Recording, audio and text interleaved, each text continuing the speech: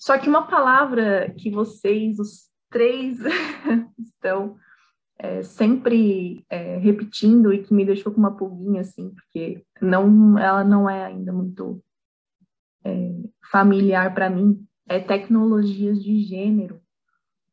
O que esse termo quer dizer, na verdade? Assim? Eu acho que eu uso de maneira diferente das meninas, né? Porque elas usam com a De Laurentiis, que não é exatamente com quem eu estou trabalhando. Embora eu estou trabalhando com o Paul Preciado, ele já traz essa ideia de tecnologia da De Laurentiis, mas ele está pensando muito mais, e é o jeito que eu tenho pensado a moda, porque ele está pensando a, a construção da ciência e da medicina junto com a construção colonial. Então, ele está pensando toda a lógica de criação farmacológica, de queima das bruxas, né, ou daquelas que fazem medicina tradicional, destruição das populações indígenas tradicionais, etc. E como que, em lugar dessas tecnologias, se instituem as tecnologias institucionalizadas, né?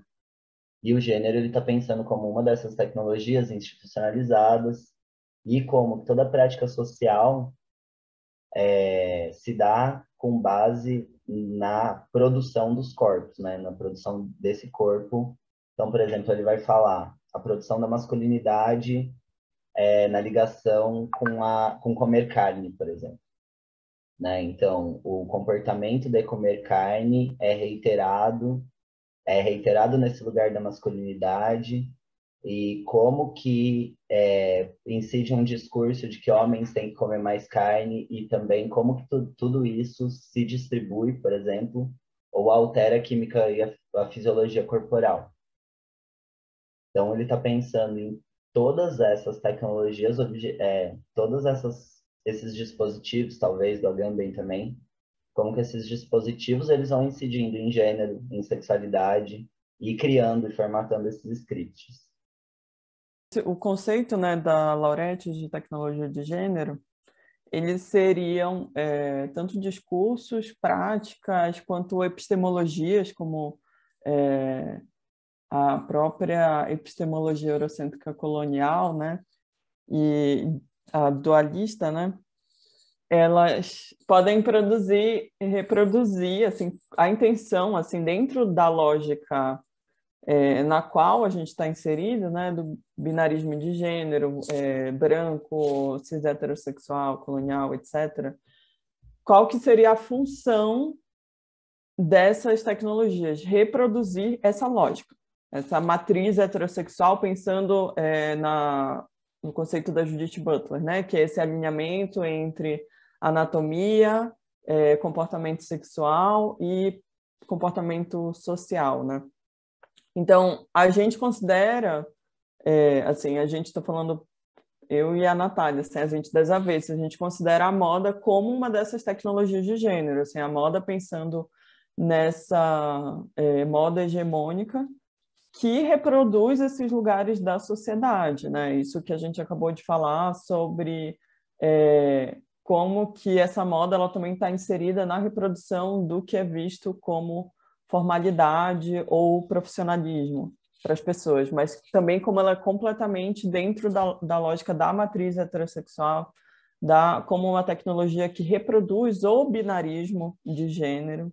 E é importante também lembrar que a Laurette, ela diz que o gênero ele é construído pelas tecnologias de gênero, inclusive ele é redefinido, né, o tempo todo, no sentido de que a gente pode ter um momento de desconstrução de um conceito hegemônico de gênero e reconstrução, inclusive a partir de feministas, né, a partir do movimento feminista, enfim. Mas o que ela defende é que ele está sempre nesse movimento esse movimento cíclico, né, de construção, reconstrução. E as tecnologias são os tentáculos, né? a gente pensa a moda enquanto uma tecnologia de gênero, principalmente, como que, assim, por exemplo, eu estive lendo um autor que é Javier Albor, mas ele tem esse termo que se chama efeito bumerangue, de quando se usa aquilo que era para colonizar e oprimir em prol do próprio objeto da colonização, né, ou das próprias comunidades, ou das próprias sociedades. No contexto da moda, como que poderia pensar, então, um efeito bumerangue, ou em que sentido essas tecnologias poderiam, até mais na pegada do Lino, ser usadas, sabe, reverter, assim, como aquele reloginho de areia? Eu acho que seria a palavra subversão, que é pegar essa tecnologia e, tipo, dar um nó e usar virado avesso, sabe? Então, acho que o ballroom é um exemplo disso, assim, do que já se faz. Pegando esse ensejo aí, eu acho que o Paul Preciado faz isso também, né? Quando ele fala da testosterona. Enfim, a testosterona é feita e produzida para homem hétero cis e pessoas com útero, trans ou não, se apropriam dessa tecnologia, né? Fazem uso dessa medicação e é isso, assim, é genial como eu fiquei pensando isso, né? É possível eu pensar em uma moda negra, por exemplo, e eu fui para Parelha Luzia. E aí é muito louco, porque você vê pessoas de diversos estilos, então você vê a pessoa do estilo marinheiro, mas de outro jeito. Você vê do estilo francês, mas de outro jeito. Aquela diva de vestidão, mas com barba. O que eu falo também, porque eu tô pensando em modo um pouco diferente, eu tô pensando justamente o contrário, assim.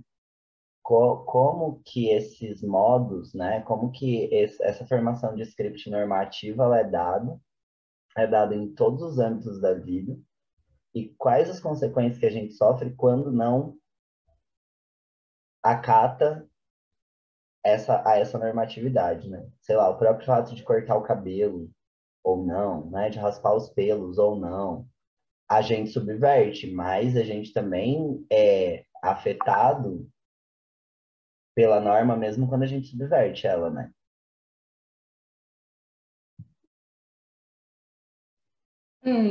A gente subverte, a gente é afetado pela norma e, eventualmente, essas subversões, elas são absorvidas pela norma. E aí a norma vira outra coisa, né?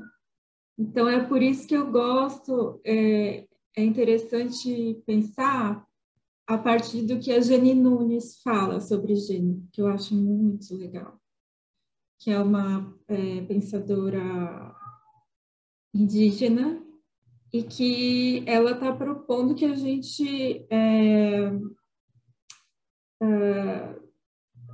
supere gênero, né? Ela diz que, então, a nossa sociedade é uma sociedade crente do gênero, né? Porque nós somos colonizados, e ela usa a palavra crente porque ela está falando também do cristianismo enquanto uma ferramenta de colonização, né? E aí, então, a própria ideia de gênero que nós temos aqui no Brasil é uma ideia que veio da colonização. Então, eu acho também interessante pensar